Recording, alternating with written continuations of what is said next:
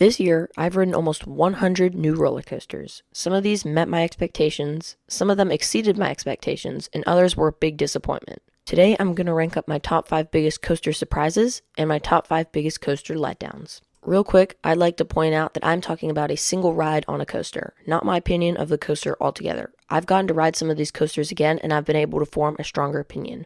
I'm also just talking about what my expectations were before getting on the ride and how surprised I was because of how good or bad it was. So with that said, let's get on to the video. Before we start the official list, I'd like to give an honorable mention to X2 at Six Flags Magic Mountain for the disappointing side. I knew this was a very polarizing coaster before I went on, but I thought I would still like it. I figured that because I love intense rides, it would possibly be in my top 15. Turns out, intensity isn't the reason why people hate this ride. It's because it is not a smooth ride. Now, I wouldn't call the ride necessarily rough, at least until the final Raven turn. I'd actually say the train tracks pretty well on the track until the final Raven turn. The reason why I don't like X2 is because of the trains. The seats do not spin smoothly. The whole ride, the seats are rocked violently back and forth, not including the spinning that is supposed to happen. Now, I wouldn't say this is a terrible thing, but on the final Raven turn, the seats spin even more violently, and when the whole train is shaking from the roughness, it just is terrible. I got a terrible headache after hitting my head on the headrest, and it was the most pain I've ever felt on a roller coaster in my life. I will say, I only got one ride on X2, and that was on an outside seat, so that could have been why my sister, who is very sensitive to roughness, loved it when she sat on the inside. I'd also like to give an honorable mention for the surprising side to Hagrid's Magical Creatures Motorbike Adventure for being more intense than I thought. I was so sure that it was a family coaster that I even brought my grandma on it. No, I'm not kidding. My first ride, I really did think it was just a family coaster. So I was very surprised and worried that after the third launch and the ride started to pick up the pace, it got pretty intense. The second launch on the ride rivals Velocicoaster, and Hagrid's is a very intense coaster overall. I mean, for a family coaster. I'd still consider it a family thrill coaster, though on the edge of just a thrill coaster. It is a lot. I was surprised. And for anybody who is wondering, my grandma was fine after the ride, and she actually enjoyed it a lot, although I would not recommend you try bringing your own grandma on Hagrid's. Finally, starting off with my 5th most disappointing coaster of 2022 is Twisted Colossus at Six Flags Magic Mountain. This is an RMC. It is still a great ride and is still in my top 15, but I was disappointed with the ride experience. More specifically, the ride comfort. I went in thinking this would be a lot like or similar to Twisted Cyclone and Iron Gwazi. It is not like Twisted Cyclone or Iron Gwazi. You can definitely tell this was a conversion because the forces feel awkward. It kind of feels like somebody drew a scribble in Planet Coaster and you had to build a coaster following that exact path, because that's basically what they did. Twisted Cyclone was designed the exact same way, trying to follow the path of the old Georgia Cyclone, but it doesn't really feel like that. Twisted Cyclone feels like a completely new ride, and sometimes I even forget that it is a conversion. That's how good they did with it. Twisted Colossus follows the path as the old Colossus, but the elements feel awkward and unnatural. That's probably because this is a dueling coaster, so they had to make 2 tracks to fit on that structure, so they couldn't have as much freedom while designing it. I also wish they did something more like Iron Gwazi and combined the 2 tracks to make one longer track. This ride also has a little bit of shake to it, unlike the perfectly smooth Iron Gwazi and Twisted Cyclone.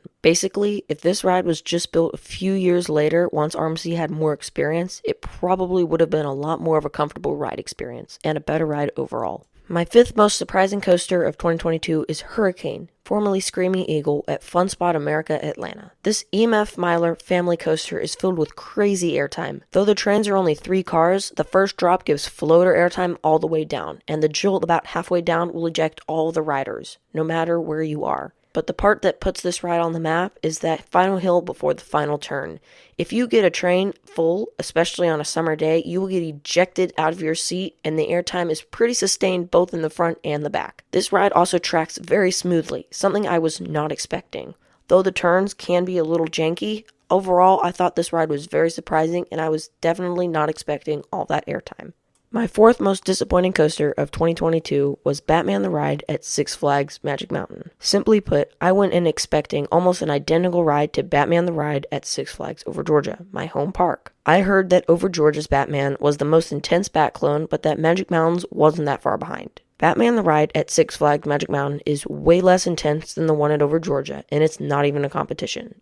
In my opinion, Batman at Over Georgia is the most intense invert that I've ridden, and that probably won't change. Magic Mountain's Batman is a lot smoother than the one at Over Georgia, but it is far less out of control.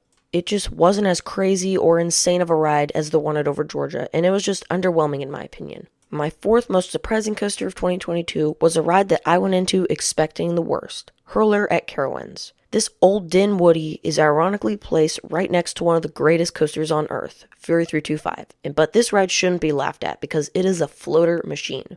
I didn't find this coaster very rough, and even my sister, who thinks basically every wooden coaster is rough, didn't think that it was too bad. Now I will say, I only rode this coaster in the front, but I was more surprised with the airtime than necessarily the smoothness. The first hills were filled with light floater, and so was the rest of the ride. The only part of the ride that I found rough was that second turnaround. Basically, I went in expecting the worst and hit the brake run with a huge smile on my face.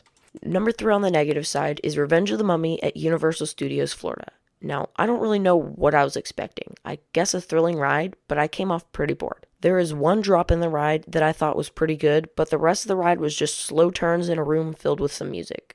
It was basically Gringotts, but more coaster and less dark ride. Number 3 on the positive side is actually a ride that I'd ridden earlier this year and thought it was okay, then rode it a few months later and found it amazing. That ride is White Lightning at Fun Spot Orlando.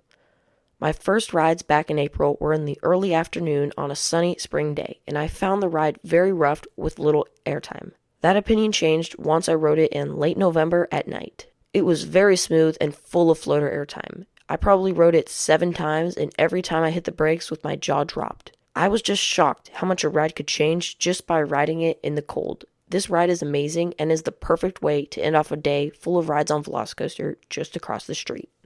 My second place most disappointing ride from 2022 is Kumba at Busch Gardens, Tampa. My apologies to the Kumba fanboys for this one, but I find Kumba rough and boring. My first ride in April was in the middle row, and I found the ride to have a strong rattle and quite forceless. Ironically, a very similar opinion I had of Hulk just a few days earlier. Now, I had a redemption ride on Hulk, and it just never happened on Kumba. I went in expecting an ultra-intense ride on Kumba, and it found a pretty slow and boring ride. After being told by many friends that Kumba was amazing in the front or back, I decided to take another ride in the back row. I did find the ride more intense and quite a bit smoother, but it still wasn't what I thought it would be, and I was still pretty disappointed in the end. Coming in second place for most surprising coaster of 2022 is Guardians of the Galaxy Cosmic Rewind at Epcot. This park's first ever roller coaster just opened last May, and boy was it a good one. I was expecting a very good ride, but still fairly tame as it is Disney, so it's not going to be that intense. Well, I was correct. It wasn't as intense of a ride, and I did find it to be a perfect ride for families. What I wasn't expecting is how much I'd enjoy it. This is one of the most fun rides I've ever had on a coaster, with the little pops of floater, to the music playing in the background, to the generally just fun layout. This is one of my favorite coasters, and it will definitely hold a special place in my heart. I didn't even mention the pre-show and the immersiveness. It's just a crazy experience, and Disney really knocked it out of the park for this one. And now, the most disappointing coaster of 2022 is Afterburn at Carowinds.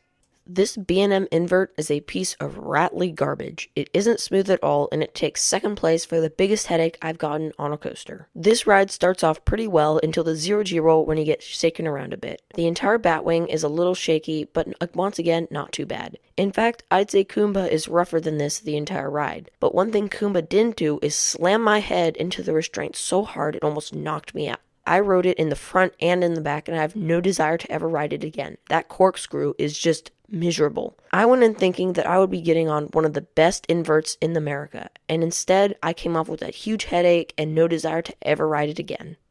And now, taking first place for the biggest surprise of 2022 is Wonder Woman Flight of Courage at Six Flags Magic Mountain. Six Flags Magic Mountain's 20th coaster is also their best. Being a clone of a ride that got pretty negative reviews after it opened, I went in expecting a fairly tame RMC Raptor creation.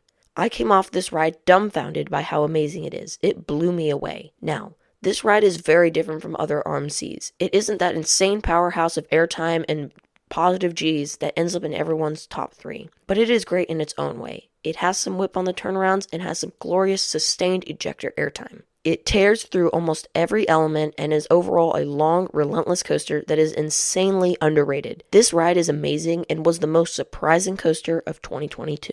Thank you so much for watching, and please make sure to like this video if you enjoyed it, and please subscribe if you'd like to see more videos like this. And with that said, please make sure to have a thrilling rest of your day, and I'll see you next time.